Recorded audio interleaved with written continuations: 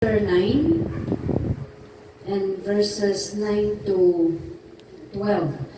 Habang hinahanap niyo mga kapatid, ako po ay natutuwa at nagagalat. Sa totoo lang, hindi ko na nagawa magpasalamat nung nakaraang Sunday. Dahil ang birthday ko po ay Lunes, August 4. At napakabuti ng Diyos mga kapatid, for 51 years na libre ang aking oxygen, libre ang aking hininga, libre mga kapatid. Praise God, at yung aking kalakasan ay nandyan, patuloy na pinagkakaloob ng ating Panginoon. At for 51 years mga kapatid, masasabi ko overall, ang Diyos ay tapat, ang Diyos ay faithful mga kapatid, at siya po ay amazing.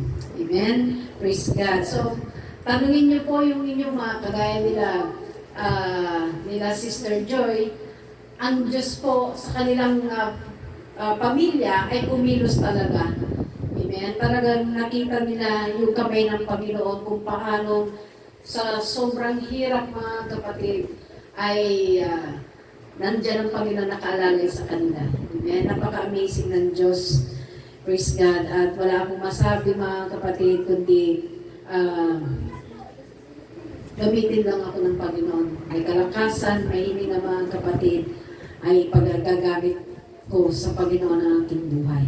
Amen. Praise God. So, Proverbs chapter 9 and verses 7 to 9. Okay, so, babasahin po natin. Ano ba sabi ko? Proverbs chapter 9, tama? Chapter 9, verses 7 to 9. Sorry. Okay, sabi niya rito mga kapatid, siyang sumasaway sa manglilibak ay nagtataglay ng kahihiyan sa kanyang sarili. At siyang sumasaway sa masama ay nagtataglay ng pula sa kanyang sarili. So, yung ano dito mga kapatid, praise God. Okay, so ituloy ko na lang muna. Verse 8, sabi niya, huwag mong sawayin ang manglilibak, baka ipagtanim ka niya.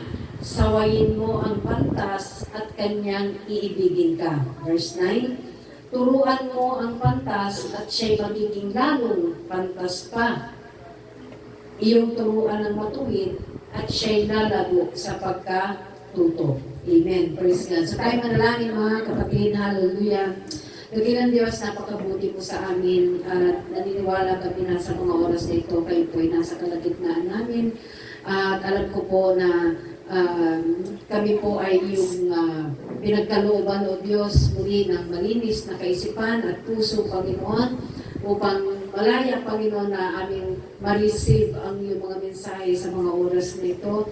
Lord God, hallelujah, salamat dahil iningatan mo ang bawat isa, especially mga kapatiran na nasa malayong Panginoon, iningatan mo sila, God, pagpalain mo ang kanilang mga buhay at maging sa mensahe mo sa umaga nito, Lord, kausapin mo kami, turuan mo kami, Panginoon, patatagin mo ang aming pananampalataya palagi, O Diyos. Hallelujah. Salamat po. Langisan mo yung lingkod, Panginoon, dalangin namin ng rima ng iyong mga salita, O Diyos. Hallelujah. At tunay, Panginoon, that I can do all things through you, Lord Jesus Christ. Hallelujah. Pinukumit namin, Panginoon, ang gawain ito sa pangalan mo, Jesus. And everybody say, Amen. Hallelujah. Hallelujah. At sabihin mo sa iyong katabi. Handa na ba kayo? May pagpapala sa koreksyon. Koreksyon tayo ngayon. Kasi di ba we talk about blessings last time mga kapatid. At itong blessing na ito mga kapatid ay masasabi ko na hindi basta-basta tumanggap ng pagpapala kung meron po tayong tinatawag na pagsuway. Amen. Gusto niyo ba ng blessing? Sino gusto ng pagpapala? Amen. Lahat tayo gusto natin ng blessing. But the question is, sumusunod ka ba sa Panginoon? Kasi hindi mo talaga siya matatanggap hanggat mayroon ka pang tinatawag na disobedience. But today mga kapatid, praise God, ay i-aaralin natin yung patungkol sa tinatawag na correction. Praise God. When you say correction mga kapatid, tayo po ay itinatama. Amen? Hindi po tayo perfect, kaya habang tayo humihinga, ay marami pong klase ng pagtutuwid mga kapatid. Patuloy yan habang ikaw ay nabubuhay, kahit matanda ka na, young people ka, matanda ka na, and yet you still need correction. Amen po ba? Hallelujah. Ang masakit mga kapatid, praise God, hindi po lahat gusto nilang ibang makorek sila. Amen?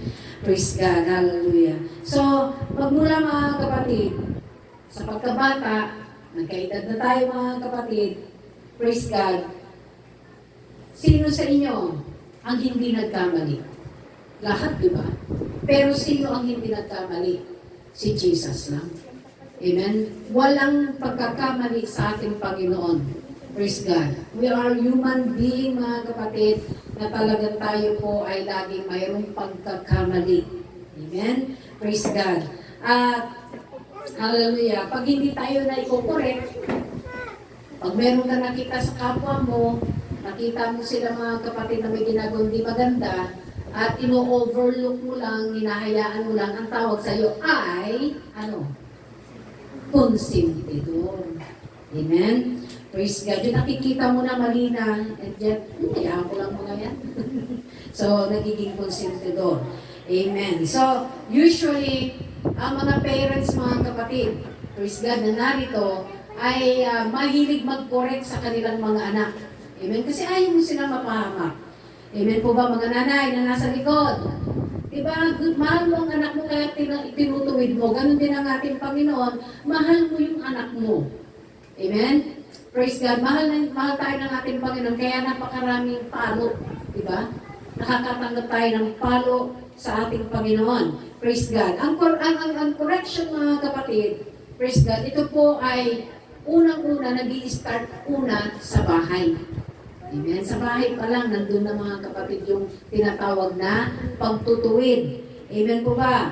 Praise God. Sa bahay, sa eskwelahan, at maging sa church mga kapatid, praise God, ay talagang mayroong correction. Dahil, bakit ka kinokorek?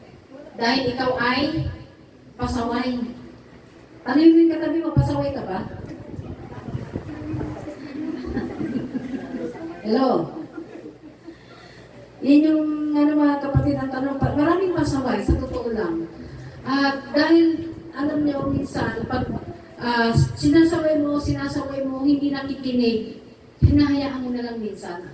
Ang importante dito mga kapatid, as long as nasabihan. At, siyempre mga kapatid, dadaan niya sa realization. Amen? Marirealize niya, ay tama pala si nanay, ay tama pala si ate, ay tama pala si pastor.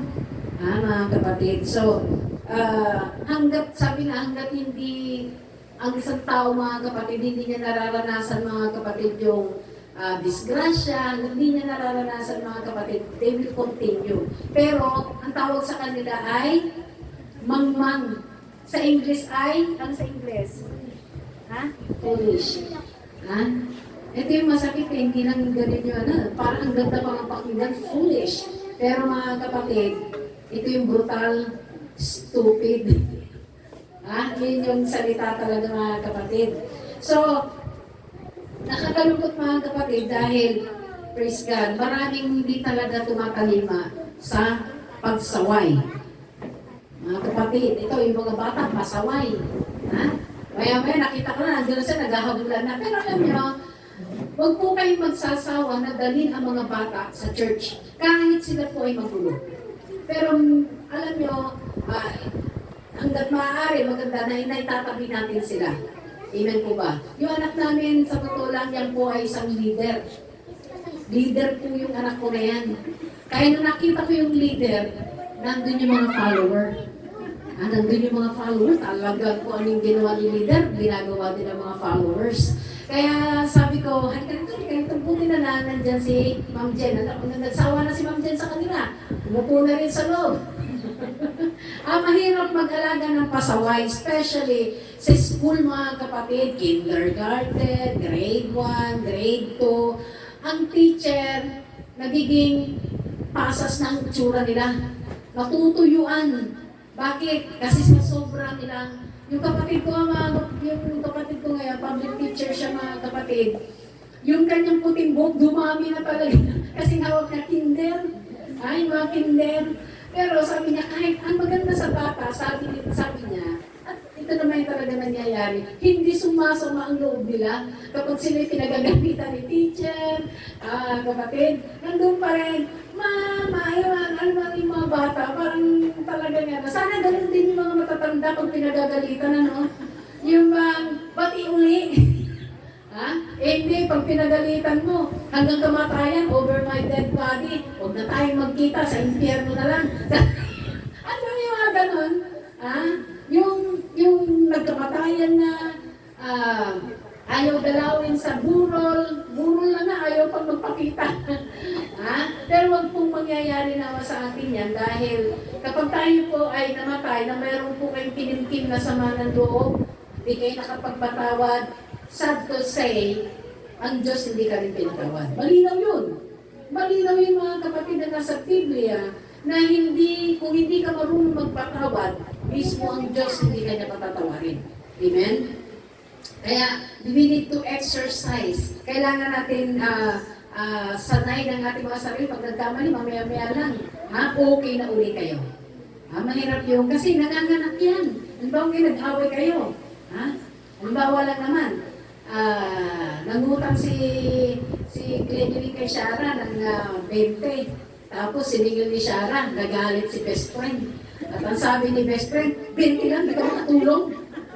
Hanggang sa sila po ay tumandaan, hindi na nakalimutan yung 20. Mga kapatid.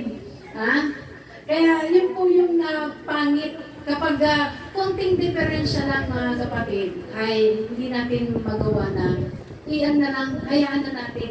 Amen? At ang pinakamaganda kasi kapag kayo po ay kahit yung kaaway mo siya na yung nagkamali tapos tawag dito yung bang hindi niya alam kung paano magpatawad, ikaw na yung magpakumbaba. Just to protect your peace. Masarap kayo matulog mga kapatid nang wala kang iniisip na kaaway. Basta sinabi ko, sorry na, bati na tayo Pag hindi ka pinansin, okay lang yun, bahala ako sa buhay mo, basta ako, tapos na ako. Amen? Tama ba? Yan. Ganyan kami ng asawa ko. Pag, meron konti lang naman ng mga discussion mga kapatid. Minsan siya yung nag-umpisa, minsan ako. Kaya ang point dito mga kapatid, huwag niyong hahayaan na lulubog ang araw, sabi ko. Huwag niyo patatagalin. Kasi yung galit nanganganak yan. Nagalit ka ngayon. Halimbawa si Sister, ulitin ko lang. Hindi nagbayad Sister Glenny Lynn ng 20, example lang to. So ang gagawin ni Sister Glenny Lynn, yung ibang mga i-message niya, alam mo si Shara, 20 lang, di makatulog. Ito naman si Shara si Glenny Lynn, yung best friend ko, ngayon hindi na kami beshi niyan, 20 lang, hindi niya may balik. Ganyan mga pangyayari mga kapatid. Praise God. So, mas maganda kapag ganyan yung sitwasyon, may nangangaral dyan. Sino ba yun? Hallelujah. So, may mga bagay mga kapatid na itong ating tinatalakay ay isang correction mga kapatid na sa likod nito ay meron pong blessing. Mayaman ako mga kapatid sa correction. From my childhood hanggang sa ako po'y nagtatrabaho mga kapatid, napakaraming correction. Nagkaroon ako ng employer mga kapatid from Hong Kong. Yung employer ko Chinese. At yung amo kong Chinese mga kapatid, napaka-stricta pero napakasarap maging employer ang stricta. Yung bang paghalimbawa, yung employer mo, ubod ng bayad, yung parang minsan naaabuso na rin, mas masarap yung stricta rin ang employer. Bakit? Kasi natututo ka. Hindi siya nag-stricta sa akin ng kung ano pa man o naiinis siya. Hindi. Gusto niya akong matuto. Gusto niya akong matuto. Especially sa pagluluto. Ako very abrupt. Ako yung bigla-bigla. Sabi ng amo ko, nandiyan pa ba kayo? Mga tumbar saints, nandiyan pa ba kayo? May nakikinig ba? Alam niya, sa Hong Kong mga kapatid, sabi ng amo ko, binigay sa akin mga kapatid yung recipe book. At nung ibinigay yung recipe book sa akin mga kapatid, ito ang niluluto mo for dinner. Nakita ko na mga kapatid, mabilis akong umaksyon. Bumili ng chicken sa palengke, etc. At pagkatapos, kinat ko yung chicken. Tapos nung naluto na yung chicken, steamed chicken ito mga kapatid. Tapos silagyan ko na ng binudburan ko na ng mga yung sibuyas, yung spring onion. Alam niyo, sabi ng amo ko, hello, sabi ng amo ko, anong ginawa mo sa manok? Bakit ma'am? Bakit kinat mo yan? Sabi niya ganun. Ikat na doon sa picture sabi. Pali pala. Yung pala, ikakat mo lang yung pagkatapos mo, in-sting. Kapatid, napakarami mga kapatid sa mga sample ko.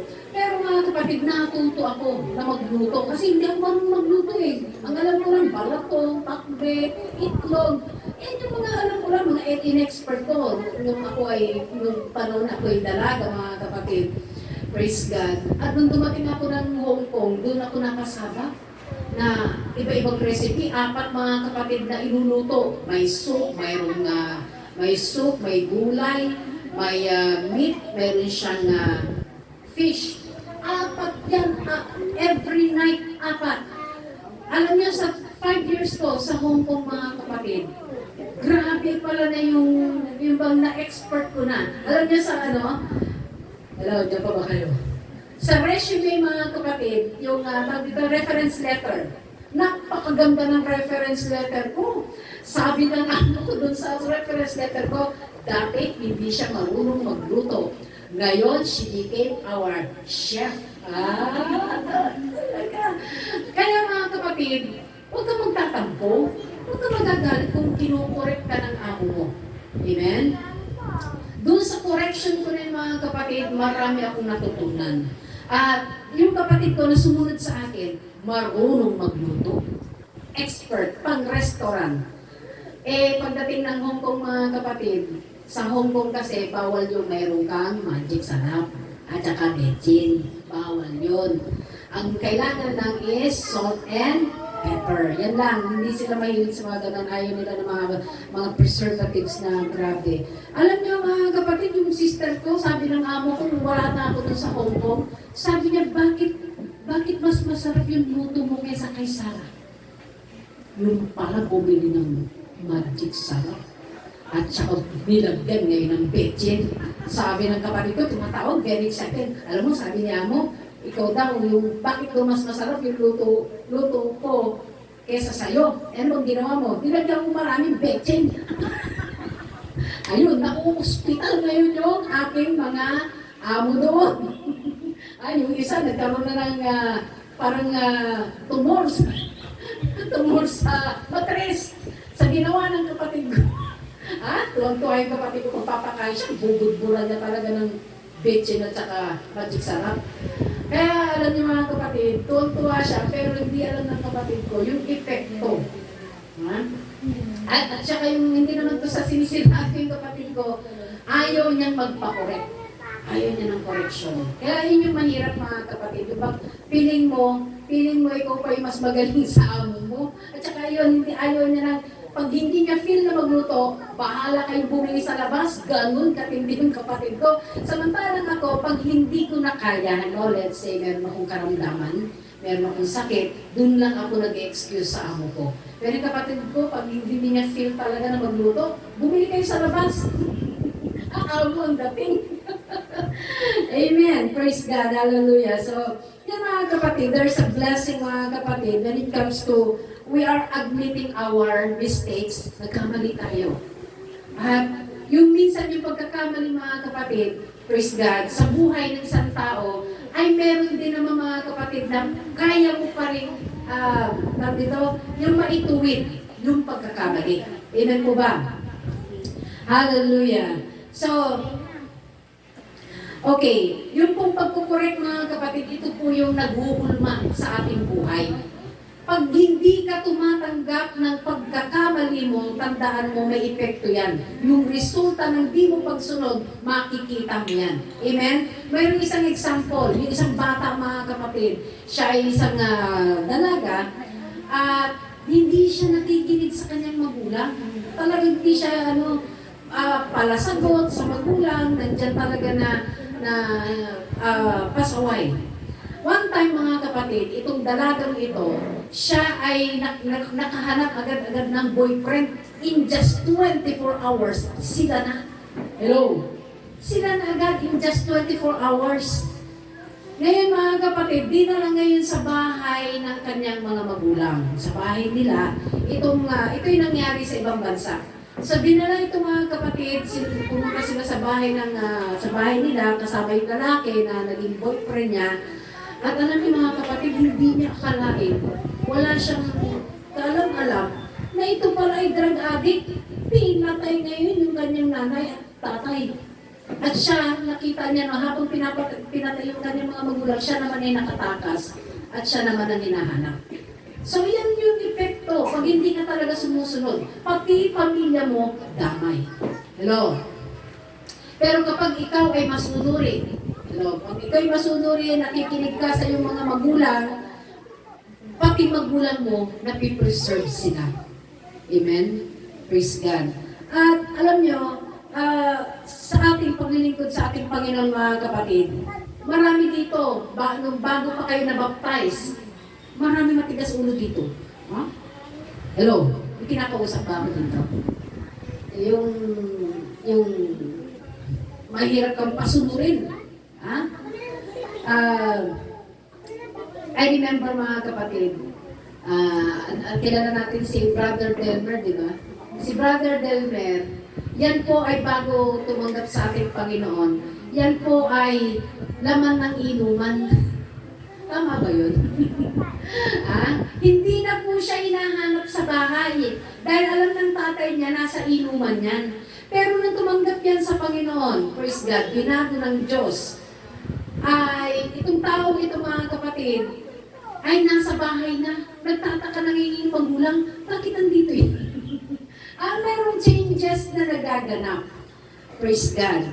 At sa kanyang paglakad sa paglilingkod sa ating Panginoon, mayroon pa rin mistakes. Mayroon pa rin kumakaway.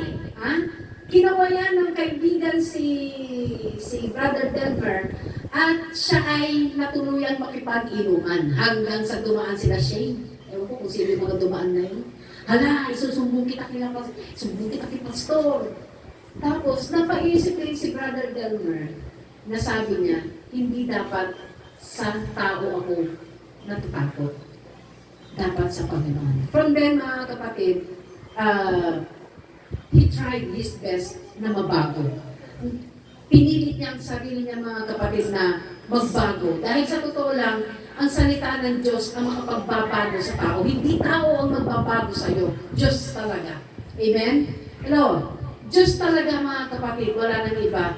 Sa patuloy niyang pagdalo, mga kapatid, sa gawain ito, sa patuloy na pakikinig niya, sa patuloy, mga kapatid, na tinatanggap niya yung correction mula sa ating Panginoon, pinagpala siya ng ating Diyos. Amen? Pinagpala siya.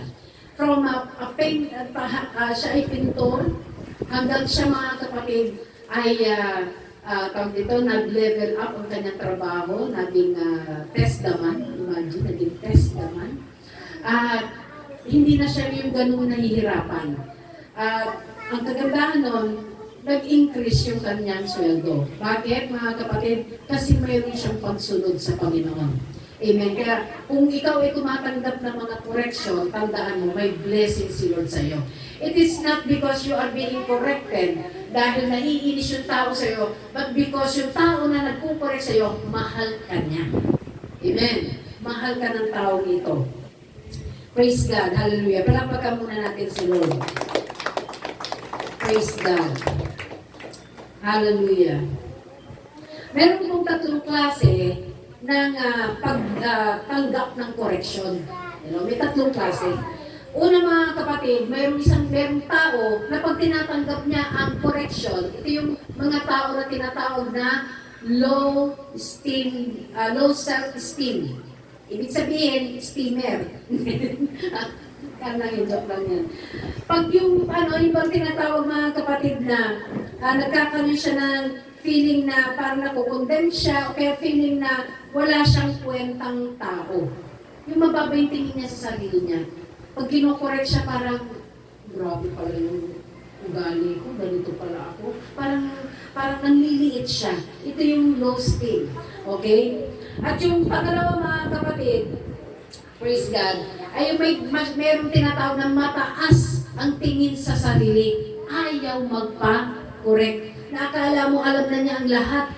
Amen? Nakakala mo mga kapatid ay yung bang hindi siya dapat na pinakikialaman. Okay? Kasi mataas ang tingin niya sa sarili niya dahil syempre kung laude, syempre mapera, syempre kilala sa lipunan, ayaw ng koreksyon. Mataas ang tingin sa sarili. But then mga kapatid, maraming tao na mataas ang tingin sa sarili, pag ayaw ng koreksyon, ang daming disgrasya. Hello? Maraming disgrasya mga kapatid pag ayaw mong tama sa isang nagmamahal sa'yo. Hallelujah. Hindi naman ibig sabihin na ikaw ay pinagdidiskitahan, hindi naman ibig sabihin na pinag-iinitan mo, pero gusto mo lang siyang itama mula doon sa kanya mali. Amen? Praise God. Hallelujah. So, hallelujah. Yung pangatlo naman mga kapatid, okay, meron yung low esteem, merong high esteem. Ito naman ay walang esteem.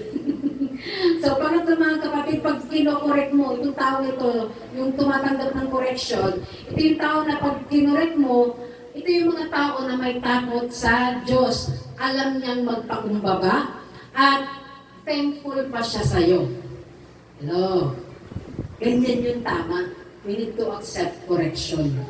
Lalo't alam mo na talagang mali talaga, then you need to admit mga kapatid, ay mali ako sa area na to. Huwag tayo magmagalingan. Amen? Praise God. Hallelujah. So, pag ang tao mga kapatid, mayroon siyang tamang relasyon sa ating Panginoon, mayroon siyang tawag dito yung kumpleto yung kanyang may devotion siya, nagbabasa siya, and then meron siyang tinatawag mga kapatid na fasting full pa siya. Ang tao nito, pag kinurek mo mga kapatid, tatanggapin niya yan. Amen? Tatanggapin niya yan. Lalo't alam niyang hindi naman, masisense mo kung ang pagkukorek ba niya sa'yo ay destructive. Yung bang hindi na tama. Amen? Mararamdaman mo yun. Kaya, hallelujah, magkaroon tayo ng tinatawag na yung bang pagpapahalaga. Kaya ka kinukorek kasi may pagpapahalaga. May panghalimbawa ako, kinukorek ko kayo, may pagpapahalaga ako sa inyo. Amen? Praise God, hallelujah. May mga tao, mga kapatid, na takot na makorek. Ito yung mga tao, mga kapatid, na men pleasers. Ibig sabihin, mga kapatid, dahil ayaw mo na masaktan yung friend mo kahit na nagkamali, hinayaan mo na kasi ayaw mo na mayroon silang masabi sa'yo.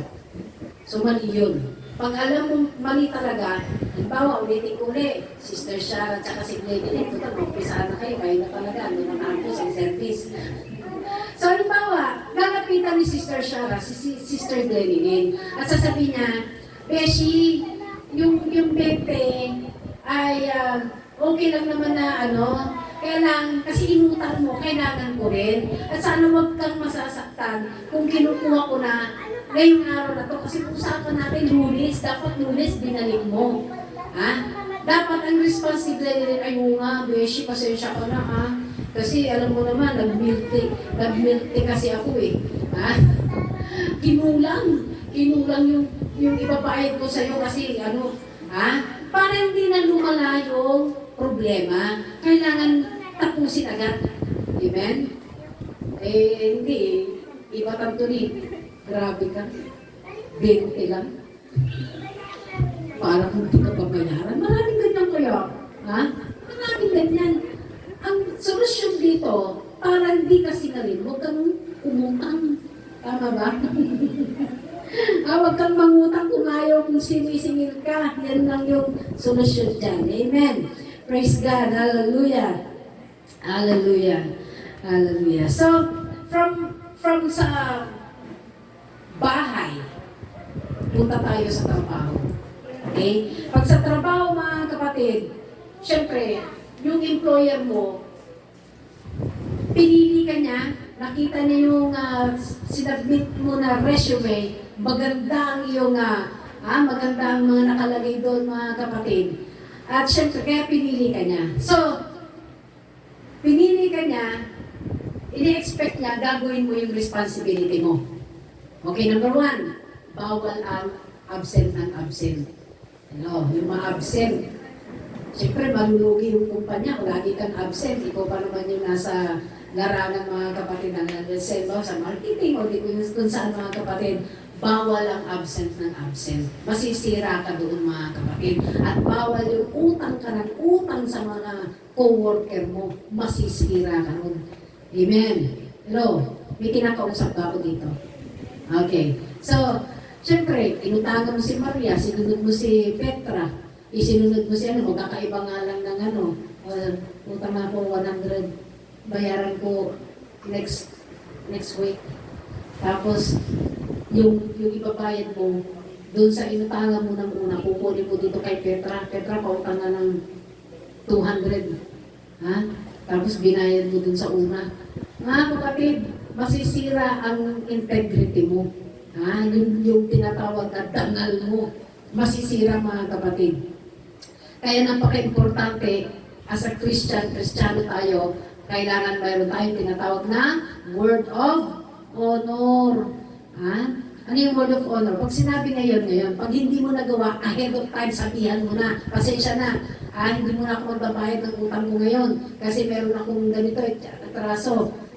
Hello? Mahirap mga kapatid. Yung bang, ang utang mong 20, nangutang ka ng 20, alam ng buong barangay yung ginawa mo. Hello? Alam ng buong barangay na nakautang ka ng 20 na sumama ang image mo.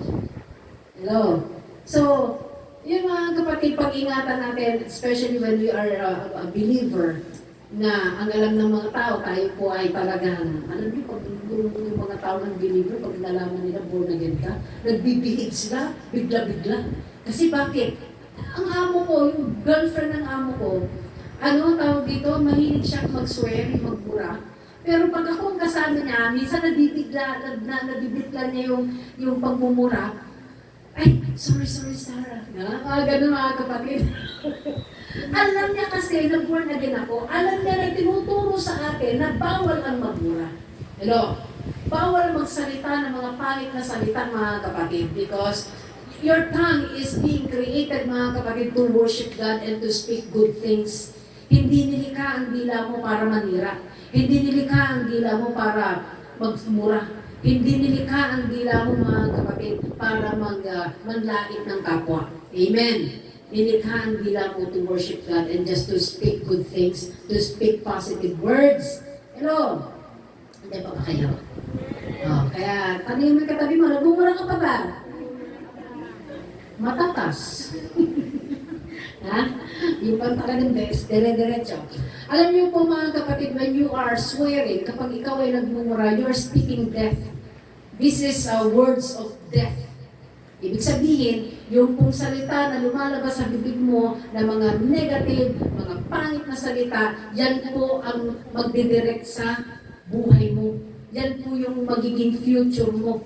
Amen? Hindi maayos ang magiging buhay ng isang tao kapag ang isang tao ay laging may ganun na pananalita mga kapatid. Amen. Praise God. Hallelujah. So wherever you go, kahit saan ka pa mapunta, palaging mayroong correction. Hello? Bakit? Kasi hindi po tayo perfect. Hindi tayo perfect. Ang isang perfecto lang mga kapatid, walang iba, kundi ang ating Panginoon. Praise God. Kaya tayo kinukorek mga kapatid. Remember, meron tayong mga anak, meron kayong mga pamangkin, meron kayong Di ba pag nakita niyo yung bata, nagsusot ng tsinelas, tapos baliktad. Alam nga naman, hayaan mo, okay lang yan.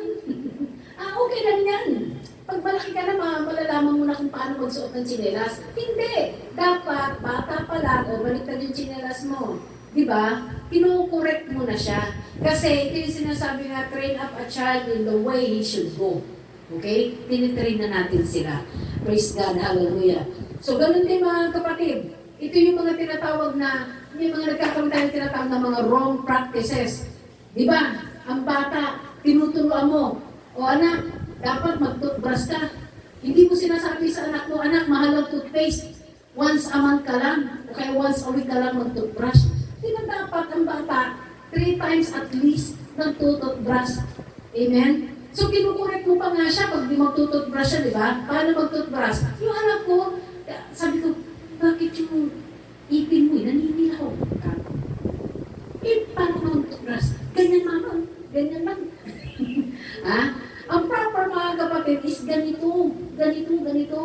Ha?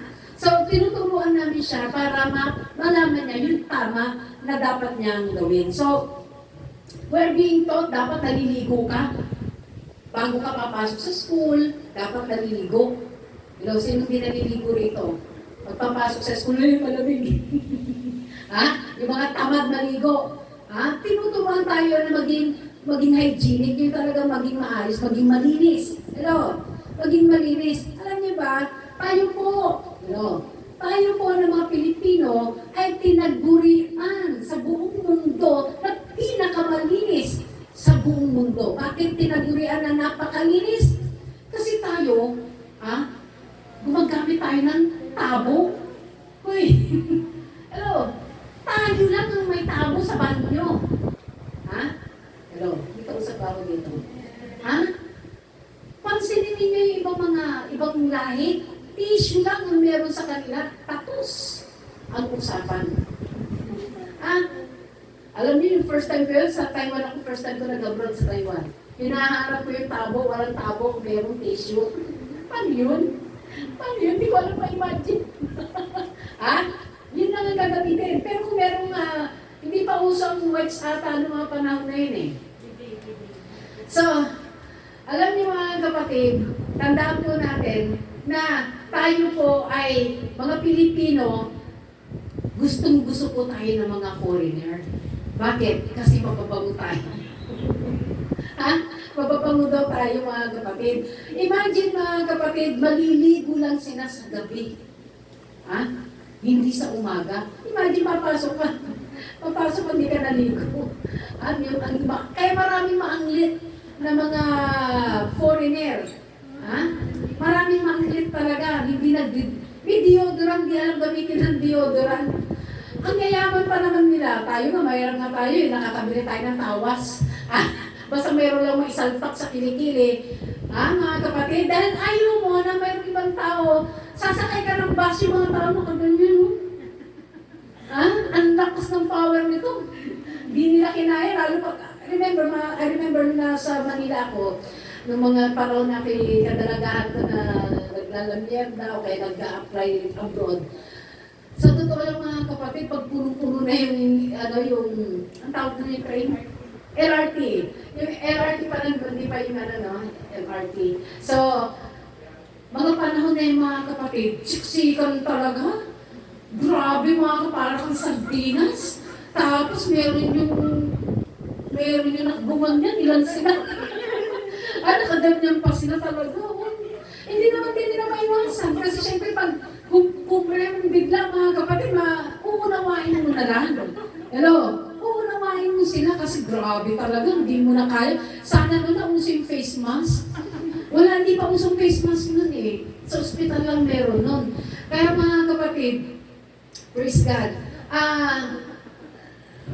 Pilipino na yun Baka nakalimutan lang. So, yun mga kapatid na kahit sa Canada, naalala ko mga kapatid, sa morning, maglilinis kami, meron akong mga tinatawag na mga part-time jobs mga kapatid. Ayaw kong aalis na hindi ako naligo. Kasi meron naman siyang heater, meron siyang mainit na tubig. Ang problema mga kapatid, pag winter, ito yung problema. Pag nilugay mo yung buhok mo, lalakad ka, tapos minus 40 yung temperatura. Yung buhok mo, parang yelo. Lalakad ka pati yung lashes mo, yung pilik mata mo. Talagang titigas yan kasi sobrang lamig mga kapatid. Siyempre, malinis tayo Tiisin mo. Yun mga kapatid na masasabi ko lang, na tayo po kasi ay naturuan. Naturuan tayo ng magulang natin, huwag kang papasok sa school na hindi ka naligo, hindi ka nag-toothbrush, pati ang mga uniforms namin ng mga kapatid, planchado ng mother ko, hindi kami umaalis ng bahay. Tapos, hindi kami maalis ng bahay na hindi maayos yung aming uniform. Tapos, may pagkain sa lamesa. Yun talaga yung tinuro sa amin ng magulang namin, na huwag kayong, hindi kami umaalis nang walang laman ang tiyan namin. Amen? So, yun naging tawag dito, habang lumalaki ako, na-instill o na-inject na yan sa, naka-program na yan sa akin, na ganyan dapat yung ginagawa. Hello? Okay. So, pupunta tayo sa linya mga kapatid ng ako ay nag-asawa na. Ang dami pa rin correction. Mga kapatid. Kasi magkaiba kami ng background, magkaiba kami ng environment. Okay? So marami pa rin correction down. Ang asawa ko may correction siya sa akin. Kinukorek niya ako, kinukorek ko din siya. Pero there are times minsan hindi mo matanggap eh. Hindi mo matanggap yung correction. Pag minsan magkaroon kami ng discussion, yung talagang grabe ka naman. Mga ganun mga kapatid. Tapos wala nang imikan, maya-maya. Kapatid, ganun yung nangyayari sa mag-asawa. But then mga kapatid, nagiging maganda yung samahan ng mag-asawa kapag natanggap mo, na-admit mo, mali ka talaga. Huwag mong ipipilit. Huwag mo ipipilit. Ayaw nga niya ng pula, ang gusto niya puti. Hello? Kasi pipilit mo yung pula, ayaw nga niya. So yung ayaw niya, huwag mong ipilit. Amen pa mga kapatid? Praise God. Hallelujah. So, marami. Sa pagluluto, marami akong correction. Kasi alam niyo po, ako po lumaki po sa Bulacan, pag kami po ay nagprito ng isda, hindi po tostado. Yung parang dumaan lang talaga, yung medyo nagpunting brown lang, basta nakain luto na yun. Pagdating dito sa Pangasinan, tostado naman ang asawa ko, pati tuyo, tinusta. Grabe tuyo na nga. Tinorture niya. Talagang tostado mga kapatid. Sabi ko, pag magprito ka ng tuyo, ibukod mo yun sa akin. Ano bang makain ko dyan? Tigas-tigas niyan. Meron siyang iba yung niya, iba rin ako. So, we need to respect each other. Amen? Irespeto mo. Hindi yung ayaw niya lang yung ganon, ayaw niya lang yung ginawa mo. Hiwalay na tayo. Lalo ngayon mga kapatid, uso na yung divorce. Teka muna, nagalit. Hello. Okay. Alam niyo po ngayon, konti lang na nainis pag meron ka nakitang iba, gusto mo nang palitan si mister, aaway mo kahit walang dahilan. Tapos ngayon, uso pa yung napirmaan na yung divorce. I-divorce mo kasi ayaw mo yung stand ng asawa mo. Pero here's the thing mga kapatid, sa marriage, maraming correction, totoo ito. We've been together this coming January 2026 kasi kinasal kami 1996. So 30 years mga kapatid. Nandyan ang luha, nandyan yung inis, galit. Nagsama-sama na mga kapatid. Pero nasa sayo eh. Ikaw ang mag-create kung gusto mo na maging maayos yung relationship niyo. Ikaw talaga. Ibig sabihin, nasa sayo, nasa akin, nasa asawa ko, kung gusto mo na magandang relasyon. Hello? So, I make sure mga kapatid, sa aming mag-asawa, na kapag halimbawa mayroong mga ganyan sitwasyon, mayroong mga pagtatama, tinatanggap ko yung dati, medyo, talaga naiinis ako, kala mo ng perfecto kang tao. Ganun mga kapatid. Pero as I realize na-realize ko mga kapatid, na tinutuwid ako ng asawa ko dahil mali talaga. So same thing, ganun din, pag kinukorek ko siya, hindi pwede. Especially, matigas ang ulo ng asawa ko. Bakit? High blood. Pag nakita ko yung lechon, tutusukin na niya. Tutusukin pa lang yan Sabi ko, uy, grabe ko naman. Kasi mga kapatid, lalo pag magpiprito, ang asawa ko, pride man, talagang Gusto niya puro prito, prito, prito talaga. Kaya wala na ako ng gana maglinis ng kusina eh. Bakit? Puro tinamsik ng sa araw-araw mga kapatid prito. So, wala na ibang ulam, puro prito na lang. Tapos pag nagtinda ng isda si Alma, talaga naman, isda na naman, tapos puro prito. Wala na ibang pwedeng klase ng luto dyan. I-adobo mo kayo. Talaga prito mga kapatid, ang bagsak niya. The problem kasi mga kapatid, kapag laging puro prito, yung cholesterol mo tataas. At ang problema, pag tumaas ang cholesterol mo, puso ang kalaban mo. Okay? Ganun din si Kuya Tony. Umait na nga yan eh. Kuya Tony, hello. Ay, natutuwa naman ako kay Kuya Tony, yung patutuan niya kanina Praise God. So, tumataba na siya. Mamaya-maya, katabi niya si James, di ba? Magpapalit na silang dalawa. Sabi nung, alam niyo mga kapatid, nagkaroon kami ng ocular inspection sa Aguilar. Ang sabi ni Pastor Michael, sabi niya, Pastor, sino sila? Ay, yun ang tatay ni James. Ang tanong na, grabe, sabi niya, bakit? Parang question niya, bakit ito payat yung anak niya sobra? Sabi nang, hindi ka rin po sino nagsabi, kinuha lahat ni James Kinuha lahat ni James yung taba ng tatay niya. Kaya, yan mga kapatid. Praise God. Ilan pa tayo napunta dito? Okay. So, yun, yung training sa ating mga kapatid ng ating mga magulang, yung mga tinuturo sa atin ng ating mga magulang, huwag natin kakaligtaan yan. Lalo kung ito po mga kapatid ay para sa ikabubuti natin. Amen? Kagaya, ito lang, naalala ko lang si Kuya Tony, ba't ko siya nabanggit. Marami nang bawal sa kanya. Marami nang bawal. Bawal ang karne, bawal ang soft drinks. Sabi ko, nung nagkainan kami nung isang araw, kumain kayo kunti lang. Okay lang yan. Walang pulis. Walang kunti lang.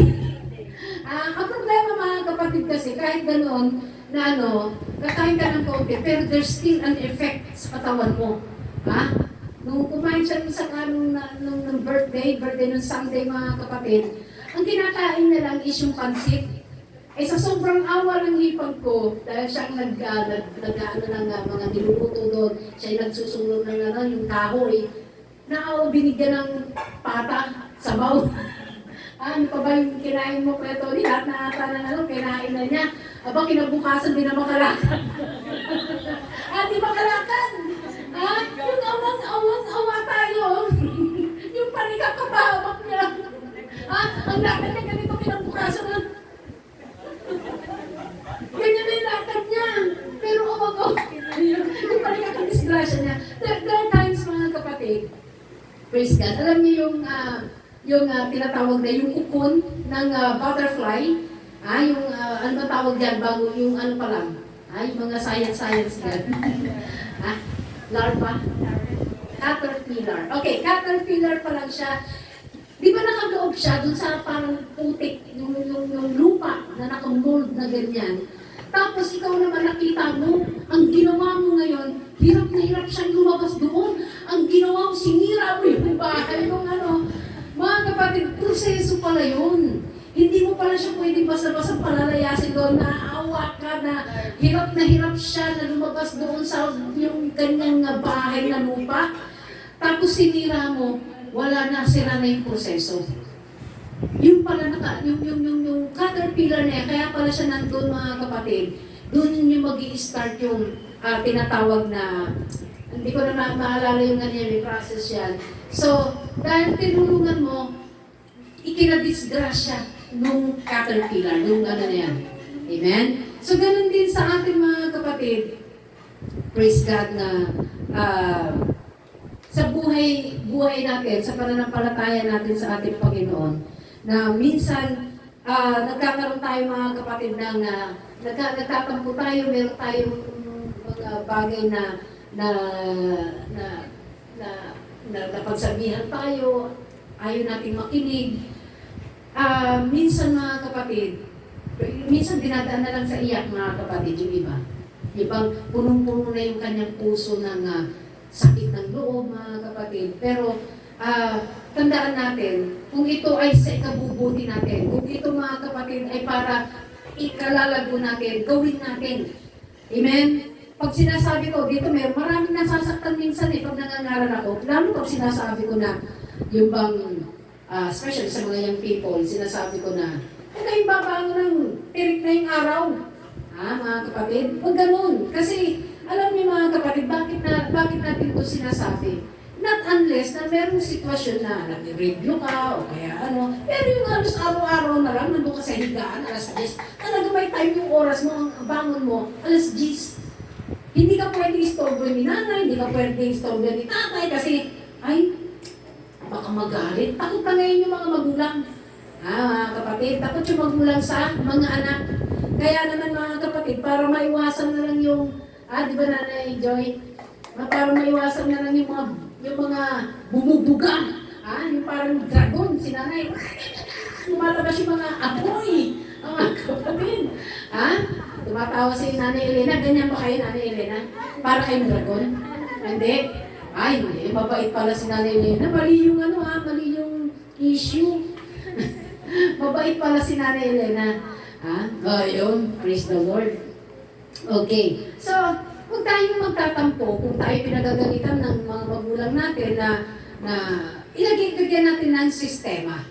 Kung talagang ikaw ay nag-review, talaga puspusan, nagsunod ka ng kilay dahil gusto mong maging top-notcher mga kapatid, okay lang yun. Pero, mayroon pong hangganan ng lahat.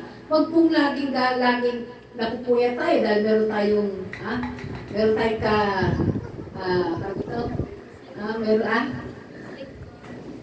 yung may kausap kayo, yung nanliligaw sa inyo, lahat na lang, pinag-istoryahan nyo na.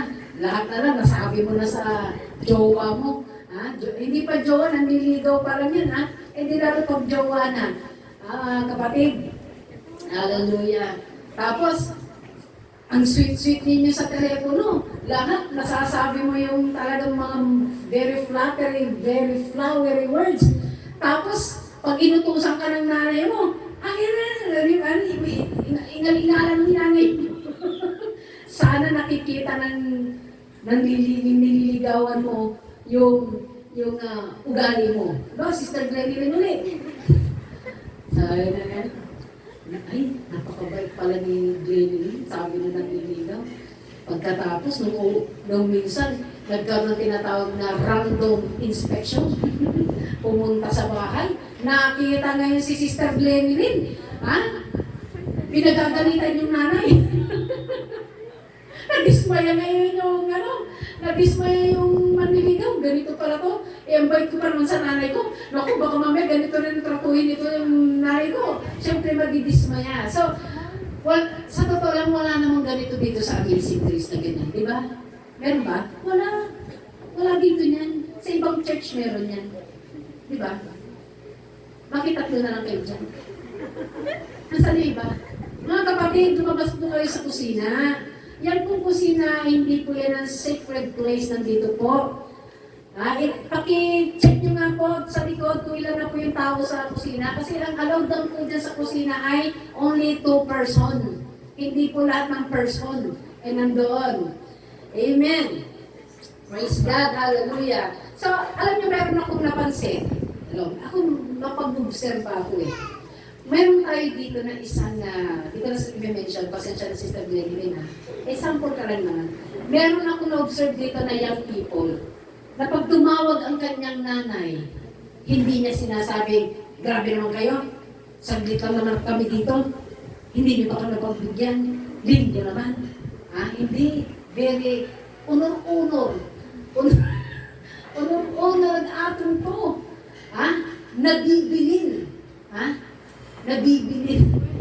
Si Sister Green. Pag tumawag si nanay, ay yung nakalive tayo. Hindi, nakalive pa lang siya. Okay na lang, mas nga yung live talaga Hallelujah! So, kapag meron kang ganyan magulang mga kapatid, parang CCTV, gusto maging CCTV.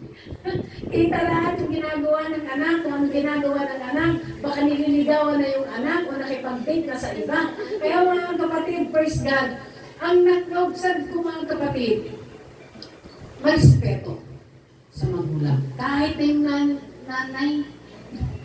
yung nanay, mga kapatid, parang, syempre, normal yun, nanay yun eh. Kahit magalit siya parang dragon, nanay yun eh. Ang point doon mga kapatid, ang gusto ng ina, makatapos siya ng pag-aaral. At para magkaroon siya ng tinatawag na engineer talaga.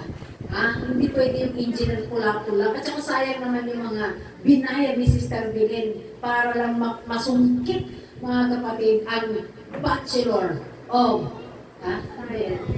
Science in Civil Engineering. Sister Belen, I congratulate you now. Nakikita ko top-notcher ka sa board exam. Bakit? Ang yupang mga kapatid, pinopromote ko to. Ang yupang, marami nagtatap-notch sa board exam sa civil engineering. Di ba, Sister Belen? Yes. Tingnan nyo. Kaya, expected na yan. Na talaga na si Sister Belen, makukuha niya yan. Amen. Positive lang, Sister, Praise God. Hallelujah. Hallelujah. So, maging mga kapatid sa pagsusuot ng damit, kanina pinag-aralan sila sabi natin, pagtututbrush. Ngayon sa pagsusuot ng damit, nung bata ka, hindi mo alam kung paano mo sinusuot yung mga damit. Baliktad, pati sapatos mo, baliktad, pati medyas mo, iba-ibang kulay ng medyas mo, hindi parehas. So, kinukorek tayo ng ating mga magulang sa bagay na yan. At alam na sa mga magulang, wag punin yung pagsusuotin ang inyong anak. Kung ito ay lalaki, wag namang pagpapaldahin nyo. Wag yung pagpapaldahin yung anak yung lalaki dahil wala kayong anak na babae. Tuturuan nyo yung bata na magsuot ng mga damit pang babae. Pag babae naman, huwag niyong tuturuan na magsuot ang batang ito ng damit na pang lalaki. Amen? So, dyan po kasi nag-uumpisa yan kapag mayroong sulsulera. May nagsusulsol. Okay lang yan, ganda ng tingnan eh. Tapos lalagyan mo pa ng make-up, lipstick, lalagyan mo pa ng hikaw. Mga kapatid, so, iayos natin mga kapatid, especially when you are a Christian, hindi po allowed sa atin mga kapatid na ganyan. Tinuturo sa atin yung tama. Tandaan ninyo, malalaman ninyo kung kayo ay lalaki, At malalaman nyo rin kung kayo ay babae. Pag ikaw ay merong matres, ibig sabihin, babae ka. Wala sister dito.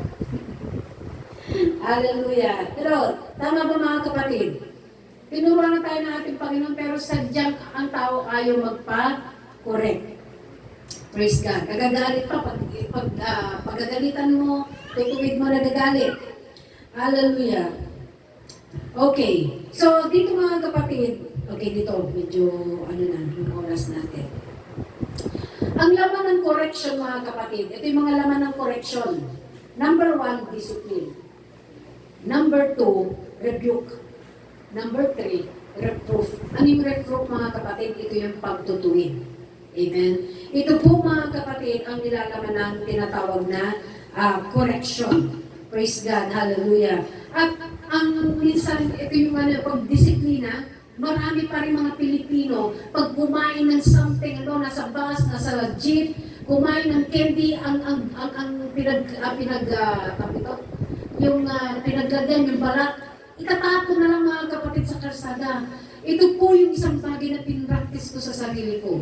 Nakakahit siya ay mga balat ng beef fresh, at di kaya Mentos, itatago ko yun sa aking bag. Tatapon ko pag nakauwi na ako ng bahay. O kaya kung may nakakita ako ng basura, pinractice ko yun. At ngayon tinuturo ko ngayon sa anak ko, dahil nakikita ko siya nagtatapon ng basura, sabi ko huwag mong gagawin yan. Alam niyo po, sa Japan, mahuli kayo niya, may penalty po. Punta kayo ng Singapore, sila po yung mga malilinis na bansa. Bawal yung dumura ka sa kalsada. Bawal yun sa atin, kahit saan.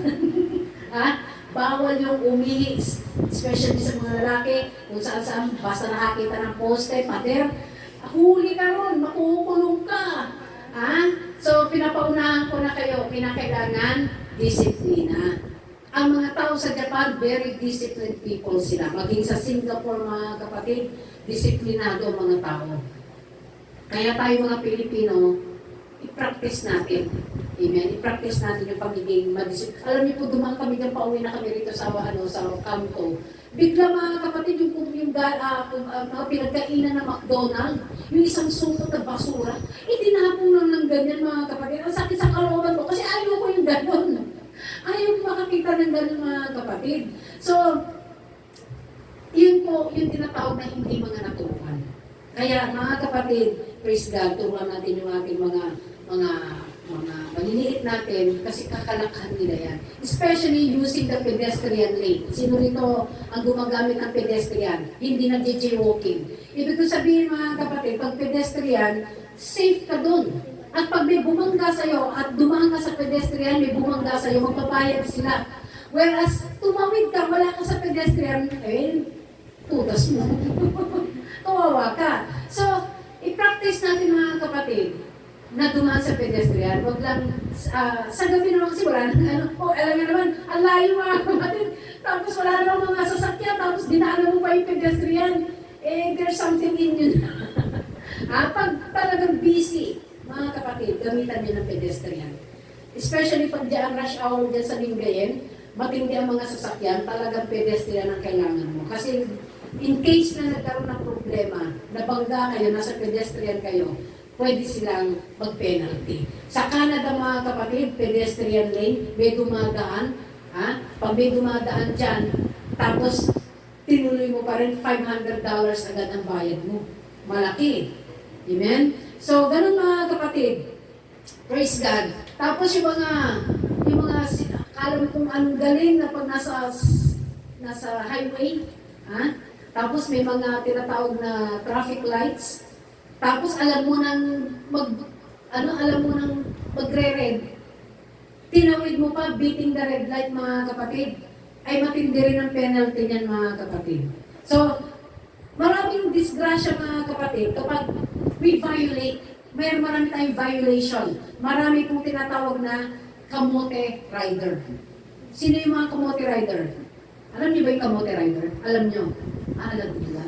Na kapag halimbawa nahuli, may disgrasya na nangyari, during the report, nagkakamot. Yun yung mga tinatawag na kamote rider. Na natapos na yung disgrasya, dahil syempre, di sumunod, ganun yung nangyari, magkakamot na na, pasensya na sir. Praise God, hallelujah. So, ang correction, sabi ko kanina, ito po ay mayroong discipline, may rebuke, may reproof. Praise God. So we need to embrace mga kapatid, embrace natin yung tinatawag na yung correction. Kasi when you are being corrected mga kapatid, ay ito po yung magdadala sa buhay na tiwasan. Wala kang problema kasi sumusunod ka. Especially sa mga batas. Diba, lalo sa yung mga pulis. Siyempre, alam nila yung batas mga kapatid. Alam niya yung pag nag-violate ka sa kanilang batas mga kapatid, mayroon kang penalty. So, ganun din sa ating mga kapatid. When you are being corrected, kinukorek tayo, gamitan ng pedestrian, gamitin yung tamang daanan. Kasi, para safe tayo. May safety. Kaya nga nilalagay ng tinatawag na overpass para hindi ka madisgrasya, tigas ng ulo mo, nagmamadali ka, ayaw mo gumamit ng overpass, dumire-diretso ka, disgrasya. So, we need to listen sa mga tao, mga kapatid na gusto nila mapabuti ka. So, okay, basahin natin mga kapatid bago pumunta dito sa na ito. Praise God. Nandiyan pa ba kayo mga kapatid? Okay, praise God. Hallelujah. Okay, sabi na rito, okay, Proverbs 29 and verse 1, pakibasa mga kapatid.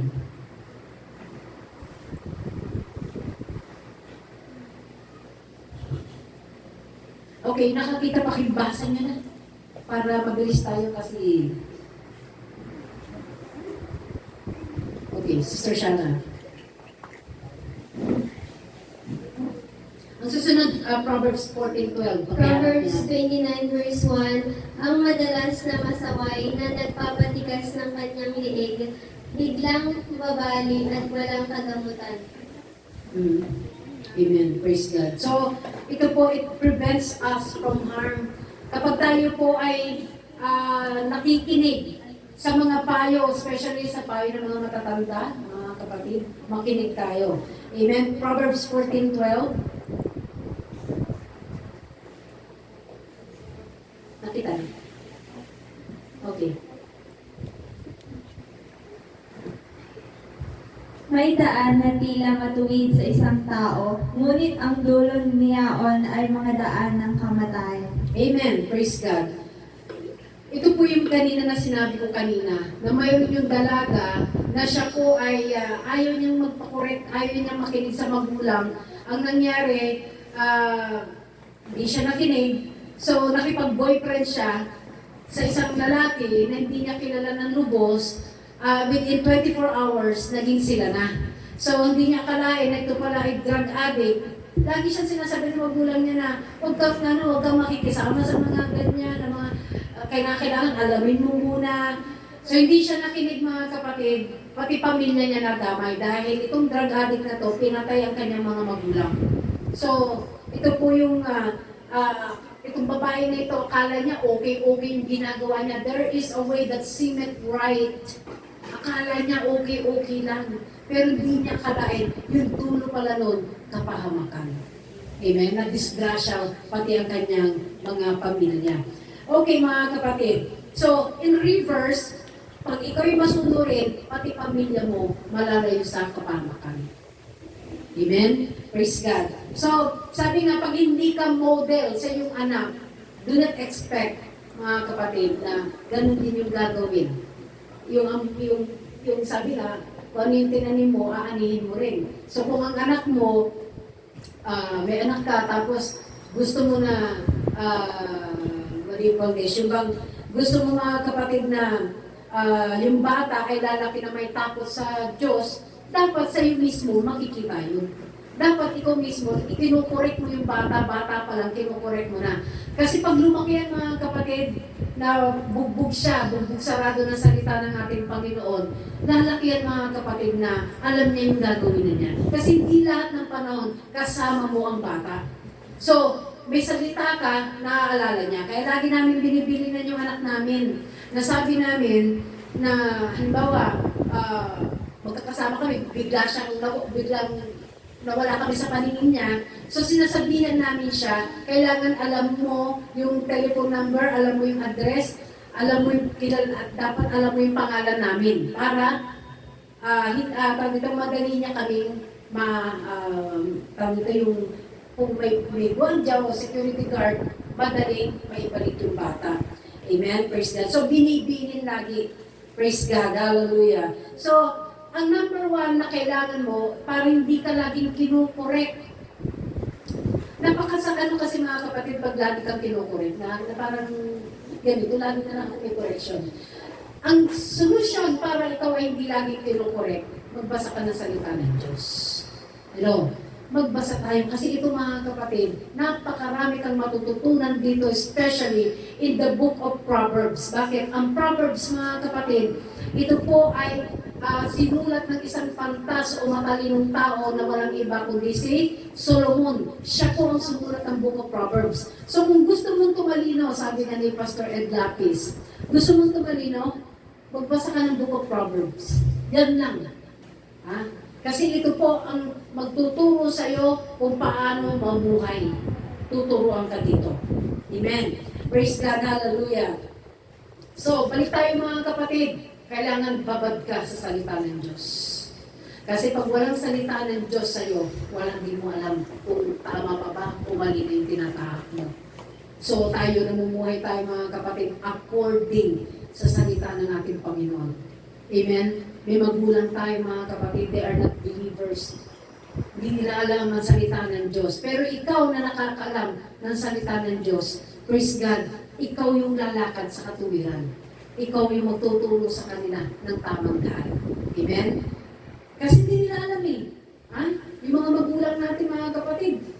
Kasi doon sila nakalakhan na nila yung ganung sistema na pagising sa umaga, nandoon sa tong-its.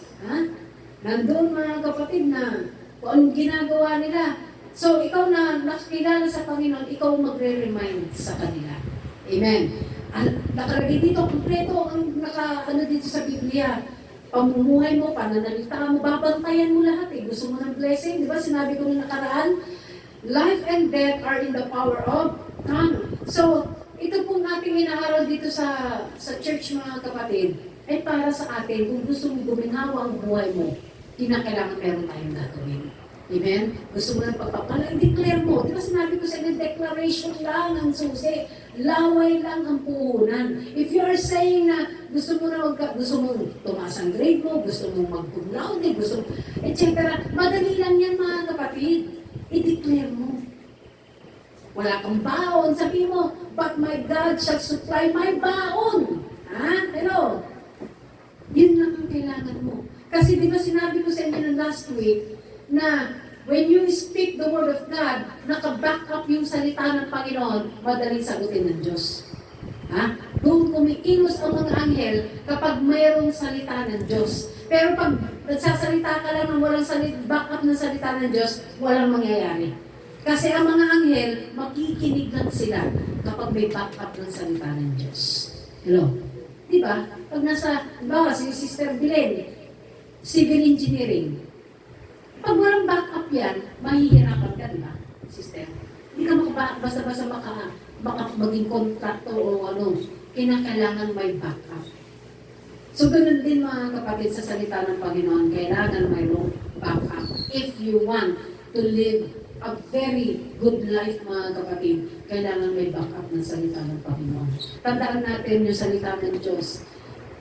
Sabi ng Biblia, ang lahat ng aking salita, sabi ng ating Panginoon, hindi ito babalik sa akin nang walang nangyari. So, anong gagawin mo ngayon? Para merong mangyari, i-declare mo. Pero, i-declare mo. Wala kang pera, wala kang pambayad ng utang. Sabi mo, Lord, but my God shall supply all my needs according to His riches in glory. Hello? Yun lang. Yun lang. Diba sinabi ko sa inyo, Hebrews 4:12, but the word of God is quick and powerful. Ibig sabihin, the more na yung lumalabas sa bibig mo, sabi ng ang salita ng Diyos ay parang talim, magkabila ang talim mga kapatid. Alam niyo magkabila ang talim? Parang ito, yung kutsilyo, may talim dito, sa kabila, may talim din. So, ganun do inihahalin tulad ng salita ng Diyos.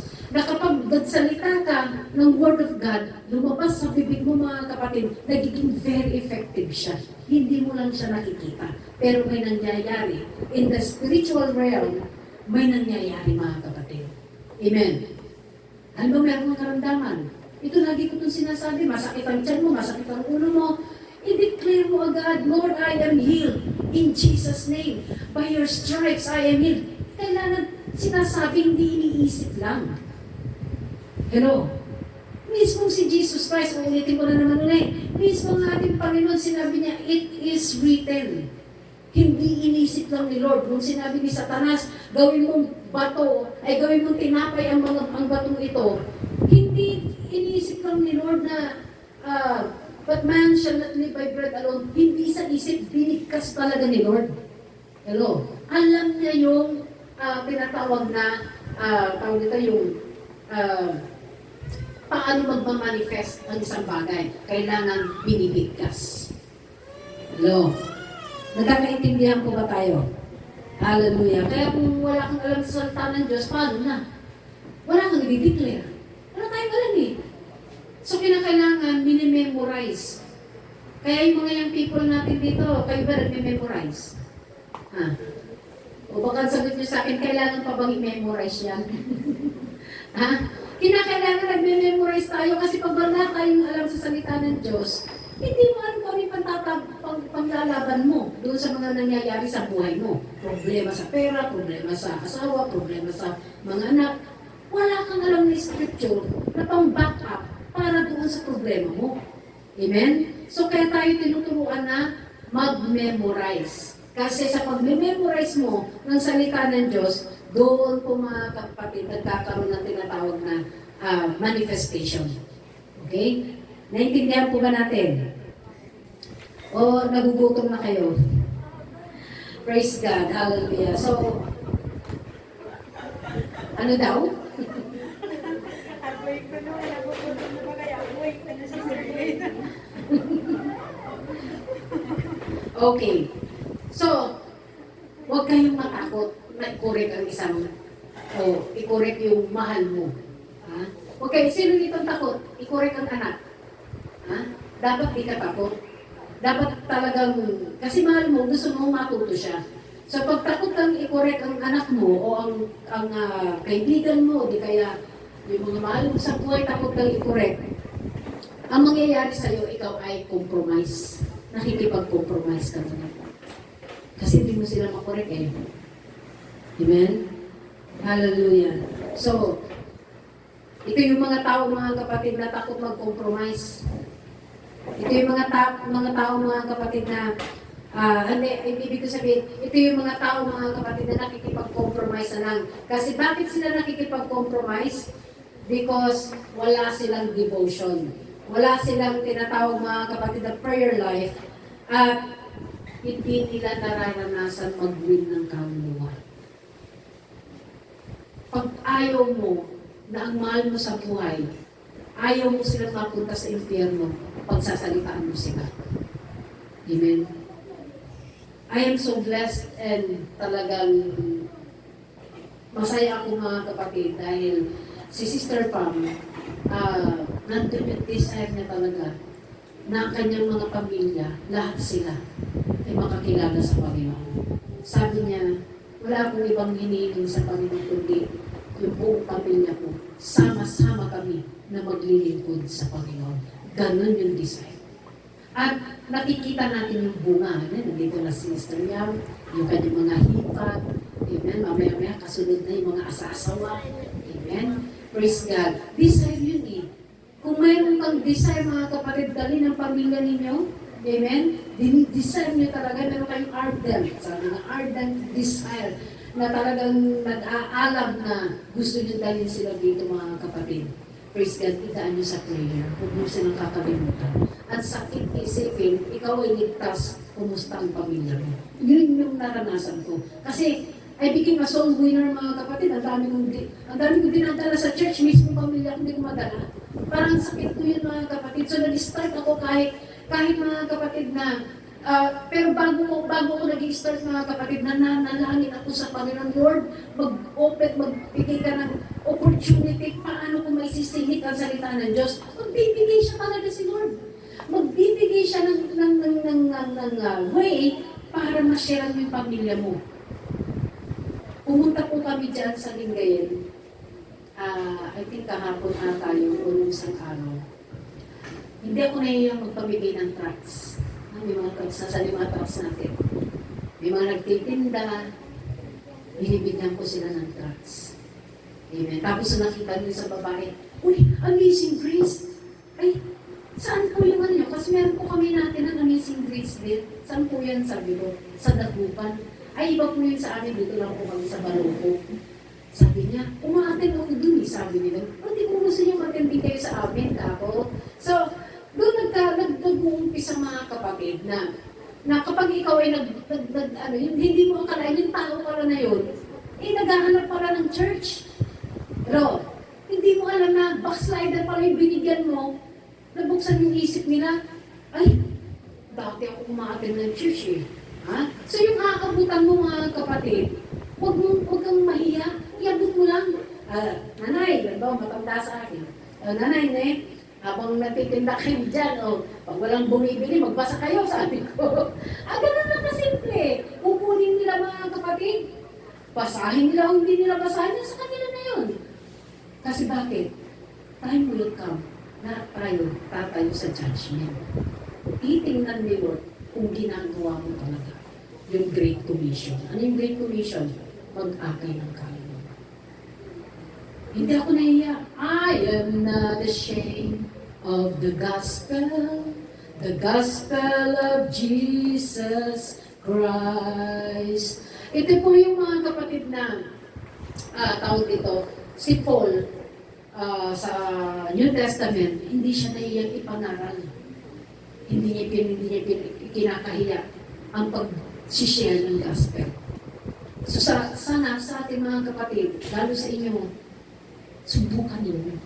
Kasi hindi kayo pababayaan ng Diyos kung talagang mayroong kang desire, mayroong ilalapit si Lord na isang tao na talagang need niya ang salvation.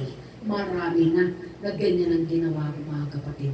Nasa abroad pa ako, nag-aakay na ako ng kaluluwa. Ang dami ko nang naakay mga kapatid. Ko na mabilang. Kaya kung meron kang ganyan desire mga kapatid, ibibigay sa iyo ninyo. Naalala niyo yung kwento ko? So hindi ko na, okay, 1 minute na lang. Mayroong isang babae sa train station, tinitingnan ko lang siya, but I was being led by the Spirit of God. Ang sabi ng Panginoon, bumaba ka. Very clear, loud and clear, yung boses ng Panginoon, bumaba ka. Pagbaba ko mga kapatid, nakita ko yung isang babae, at ang babae ito, sabi ko, pag tumayo ito na nakapalda, talagang may kailangan. May pangangailangan. Alam niyo po mga kapatid, nung bumaba ako, nakita ko ang babaeng ito, at siya ay nasa telepono, naghahanap pala siya mga kapatid ng church na pagsisimbahan niya. Naghahanap siya. At nung nakita niya kami na mag-asawa, that was a long time ago, nakita niya kami mag-asawa, sabi ko, Pentecostal, sabi ko, Pentecostal ka, sabi ko sa kanya. Oo, sabi niya gano'n. Apostolic kayo? Oo, sabi ko gano'n. Umiyak siya mga kapatid. Umiyak ang babaeng ito nung nalaman niya na apostolic. Kasi there's a difference between Pentecostal and apostolic. So, nung nalaman niya yung sinabi niya sa akin, ay umiyak siya ng todo. Sabi niya, alam niyo, itong calling card na mayroon sa akin, tinatawagan ko yung pastor. Mag-iisang taon na ako dito sa Taiwan, hindi ako nakapag-church. Ganun kumikilos si Lord, mga kapatid. Hello? Ganun kumikilos si Lord. Dadalhin ka doon sa mga tao, mga kapatid, na naghahanap ng kaligtasan. Amen? So, you need to be very sensitive sa boses ng Panginoon. Ano ba malay ko na ano yun? Pwede kung ano binaba ko yun. Kung hindi boses ni Lord John, edi, hindi pala nangangailangan yung tao pala na yan, hindi naman pala nangangailangan. Pero boses ng Diyos, bumaba ka, sabi niya. So, yun yung i-practice natin mga kapatid, na sabihin natin sa ating Panginoon, Lord, I want your leading. I want your leading, Panginoon. Kanino mo ako dadalhin? O sino yung ipapadala mo sa akin? Amen? Kasi mai-experience mo yung power. Mai-experience nyo na mayroon pala talagang Diyos. Amen? Praise God. Hallelujah. So, hallelujah. Let's welcome the correction in our lives. Welcome natin lagi yung correction. Amen? Nandiyan pa ba kayo mga kapatid? Hallelujah. Hindi po pwede rito yung shortcut dahil maraming disgrasya. Pag shortcut mo. Hallelujah. Maraming mga disgrasya. So, alam niyo yung sino rito nakagamit na ng Waze, yung mga maps, na meron kang pupuntahan, di ba? Tapos yung Waze pa lang, yung Waze mga kapatid, meron siyang direction. Bibigyan ka ng direction para dun sa pupuntahan mo. So pag nagkamali ka ng direction, niya, magsasalita ko yan. Hindi niya sasabihin na huy, you're stupid. Hindi siya magsasalita ng gano'n. Kundi, okay, let's turn again dito saan na to. Mga kapatid, may reroute na ibibigay ng GPS o ng Waze. Okay, kasi sa Canada, GPS ang tawag namin. So, ang ating inaaral mga kapatid is yung tinatawag na the blessing of correction. Amen. Ang correction mga kapatid, ayaw natin yan. Ayaw ng ego natin yan. Ayaw natin pakinggan yan. Pero once na nakinig ka, once na nakinig tayo mga kapatid sa pangangaral, sa pagtutuwid, may pagpapala yan. Ulitin ko ulit, last na ito, si Brother Delmer. Nung siya po ay tumibok ang puso niya sa isang Amerikana na sinabi niya, dadalhin kita sa Amerika at At ang sabi tinanong ko si Brother Del, ito yung kagandahan mga kapatid na nagkukonsulta muna kayo. In the multitudes of counselor, there is safety. Pag marami ka na pagtanungan, huwag yung mga chismosang kapitbahay ninyo, tanungin ninyo. Magtanong kayo doon sa mga tao ng Diyos. Kasi bibigyan kayo ng magandang advice. Okay? So, ang tanong ko ganito, sabi niya, nagtanong siya, ano naman siya, okay naman siya. At ang sabi niya, meron po akong ka-chat 1 week na po kami nag-chat.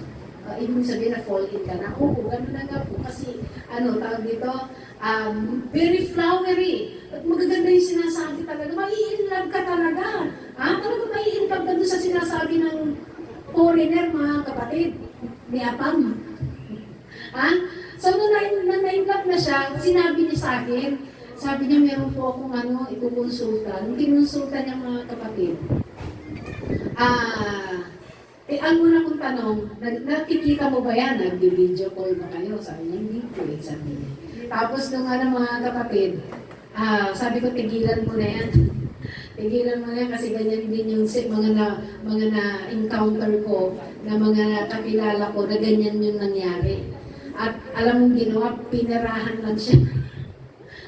Naging broken-hearted tuloy si Brother Delmer. Akala niya, nakakuha na siya ng ginto. Naging tanso, bakit? Bakit? Kasi nagtanong. Kaya magtatanong muna kayo. Sabi nga ni Susan Roses, nung nabubuhay pa siya, huwag mahihiyang magtanong. Kung may right med kayo, mga kapatid, huwag kayo mahihiyang magtanong. Ang tanongin nyo lalo, yung malapit kay Lord. Hindi yung mga kapitbahay yung chismosa na walang ibang ginawa, kundi buhay na may buhay ang pinakikialaman nila.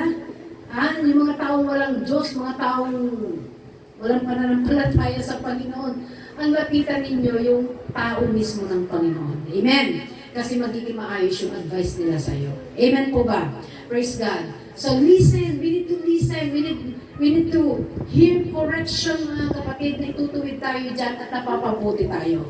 Hallelujah. Praise God. So shall we all stand mga kapatid? Sa ating mga magulang, maraming correction time naririnig sa ating mga magulang. Marami silang sinasabi sa atin na, anak, mag-aral ka munang maigi, huwag ka munang magbo-boyfriend, huwag ka munang